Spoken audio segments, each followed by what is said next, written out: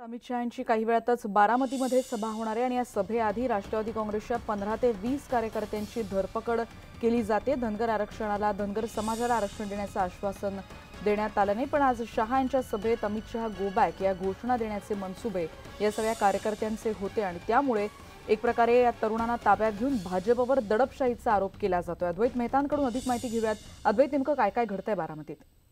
रेणुका, आपण जर बघितलं तर भाजपाचं मिशन बारामती स्पष्ट आहे। बारामती काही करून जिंकायची असा चंग बांधलेला आहे। नरेंद्र मोदी प्रत्येक दौऱ्यामध्ये शरद पवार लक्ष करतायत। अकलूजा नुकती सभा झाली जी बारामती मतदारसंघासाठी होती, आता अमित शहा येत आहेत आणि धनगर आरक्षण हा जो मागच्या वेळी जेव्हा महादेव जानकर उमेदवार होते तेव्हा आश्वासन दिलं होतं, परंतु ते पाळलं नाही। म्हणून काही राष्ट्रवादीमधले जे धनगर समाजाचे तरुण आहेत त्यांचा राग आहे आणि याही आधी सुमित्रा महाजन जेव्हा चौंडीला आल्या होत्या तेव्हा त्यांनी घोषणा दिल्या होत्या, त्यांना ताब्यात घेतलं होतं। आज देखील अमित शहा यांच्या उपस्थितीमध्ये अमित शहा गो बॅक, धनगर आरक्षणाचं काय झालं हा जाब ते विचारणार होते आणि याची कुणकुण पोलिसांना लागल्यामुळं असं काही गोंधळ होऊ नये म्हणून त्यांना ताब्यात घेण्यात आलेलं आहे। बारामती पोलीस स्टेशनला त्यांना आणून बसवण्यात आलेलं आहे।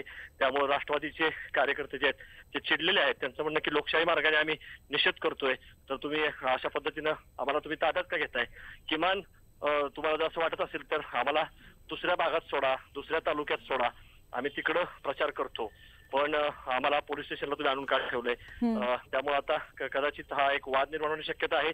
आधीच भाजपवरती हुकुमशाही आणि दडपशाहीचे आरोप हे राष्ट्रवादीने पण लावलेले आहेत आणि त्यामुळे राष्ट्रवादीच्या बालेकिल्ल्यामध्ये बारामतीमध्ये अमित शहा येत असताना त्यांच्या सभेमध्ये धनगर आरक्षणाच्या मुद्द्यावरून काही तरुण कार्यकर्ते घोषणा देणार होते, अमित शहा गो बॅक म्हणणार होते, म्हणून पोलिसांनी त्यांना ताब्यात घेतल्यामुळं आता कदाचित भाजप आणि राष्ट्रवादीमध्ये एक संघर्ष जो आहे तो होऊ शकतो। निश्चितच धन्यवाद अद्वैत, या सगळ्या माहितीबद्दल। आपण बघतोय या तरुणांना ताब्यात घेतले आणि भाजपवर त्यामुळे दडपशाहीचा आरोप होताना दिसतोय। बारामतीमधली ही एक महत्त्वाची घडामोड। इतरही बातम्यांच्या अपडेट्स येणाऱ्या बुलेटिनमध्ये भेटत राहणार आहोत। आता इथेच थांबतोय। पहा फक्त न्यूज 18 लोक।